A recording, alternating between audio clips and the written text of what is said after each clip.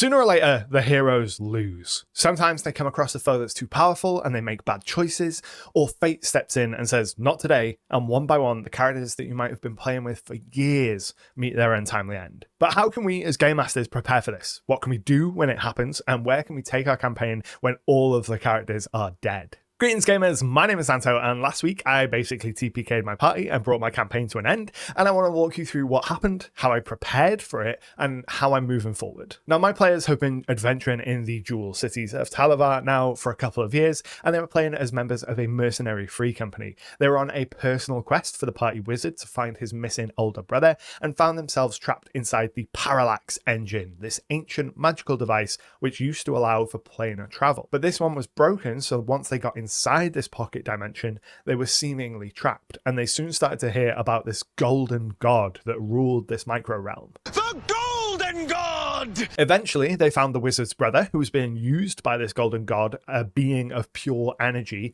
who was using mortals to fuel a magically created body for themselves so they could leave the Parallax engine. And after a little bit of conversation, it wasn't long before combat began. Now, this was a big set-piece combat, which spanned 2 sessions, and I knew from the moment initiative was rolled that the players were facing like a very difficult challenge, and if they weren't careful they could spiral into a TPK. In the first of the 2 sessions, the players managed to talk their way through the room before the boss fight, which meant that the boss, Akash, the golden god, had an immediate source of reserves just outside the room that they were in. Now, the players, to be fair, dealt with this really well. They dropped a wall of stone in the entryway and bought themselves some time, but they were a player down for that first session, so they really struggled to dispatch Akash's minions before they had to take a whole bunch of damage. And this is where my first tip for dealing with TPKs comes in. You want to learn to see them coming. I've been running for the same group every week now for almost a decade, so I usually have a really good sense of when a combat is going to spiral out of control, and if it's a minor skirmish that doesn't really mean anything,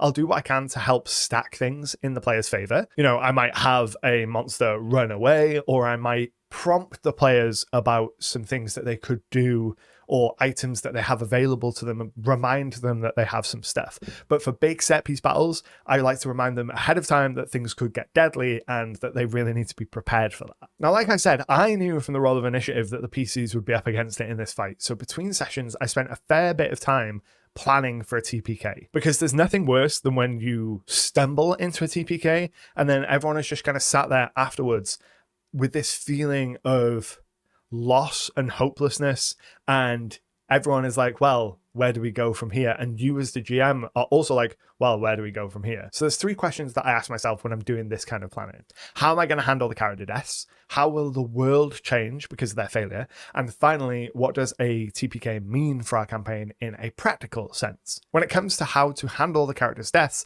you want to be thinking about how you want to handle any final words, whether your table has any kind of like heroic sacrifice home rules, and what you're going to do if everyone is unconscious and on death saves at the same time. Now, in my experience, most TPKs actually happen in this last way, where all the players end up unconscious around the same time, often before anyone has a chance to fully die. So within the narrative, there are no player-controlled witnesses to any of the deaths. Each of them is just brought to 0, go unconscious, and then all of their deaths happen off-screen from the player perspective. Now, I would say that this is really unsatisfying for the players, but let's be real, all their characters are dead. So it's not like there's many situations where this isn't going to be unsatisfying. So it's our job as the GM to try and soften that pain a little bit. And for this particular TPK, I decided the way I would do this would be immediately pull us from the scene where they all die and focus on narrative on what happens to the world because they failed to stop the golden god. Now, if I could point to one thing that I think keeps my players coming back year after year and makes my campaigns memorable, it's the consequences.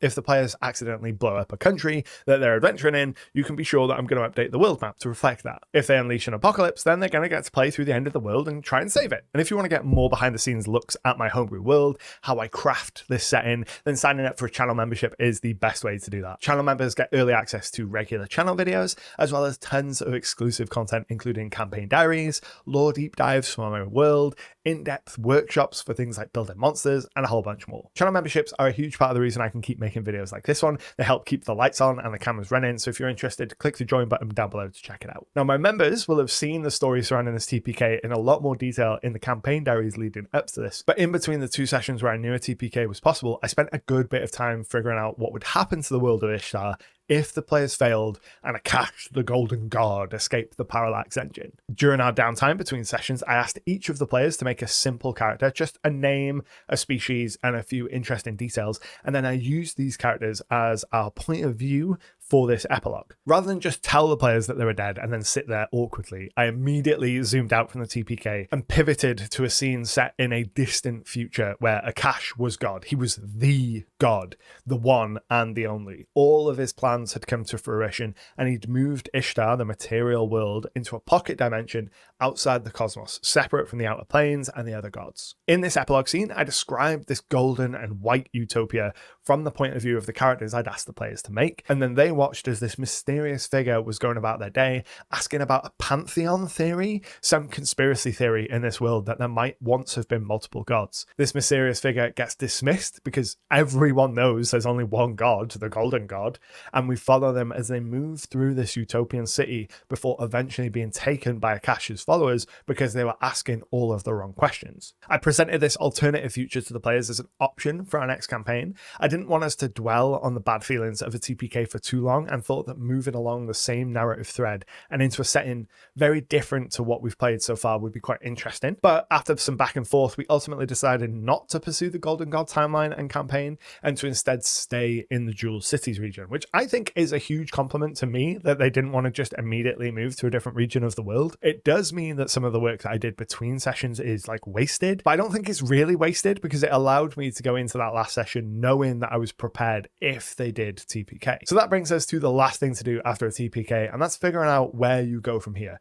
Now, I recommend getting a soft consensus of what people are feeling immediately after the session, but not landing on anything. So in my case, I laid out the idea for the Golden God timeline, as well as a couple of other options, but we didn't fully commit to too much in that moment after the TPK. We had a big discussion about kind of what we wanted, but didn't land on anything in terms of like concrete options. Now, especially if you've been playing a long-term campaign over the course of multiple years, a TPK can be a real emotional roller coaster. So you want to give your players some time to process it and think about what they want moving forward. So I recommend starting that discussion immediately after the TPK, but then wait a week or two to circle back, get together, and fully nail down what you're going to be doing going forward. So in my case, I know that my players are going to be staying in the Jewel Cities region, regardless of anything else to do with the campaign. So while I waited for us to get back together to discuss the specific details, I've been able to go and do a little bit of housekeeping with my Jewel Cities, such as updating the map, changing over some pins in Legend Keeper, and updating some of my lore documents. After a break of about a week, we got back together to figure out exactly what the players wanted from our next campaign.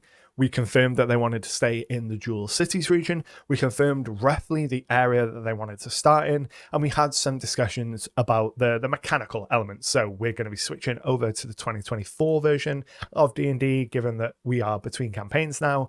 I told them what ancestries and classes are going to be available, kind of what options they're going to have for them, and laid out how I would like us to approach character creation, doing it all together versus them going off and doing it solo. From here, we'll have a couple of weeks off. I'll run a session or two of a completely different system just to reset our palette, to have something completely different while I work in the background building up some world building stuff. And then we'll go and we'll have our session 0. The players will build all of their characters together and we'll start our new campaign. If you want to see how I handle session 0 and why I think it's the secret ingredient to a long-term campaign success, check out this video. But until next time, happy gaming.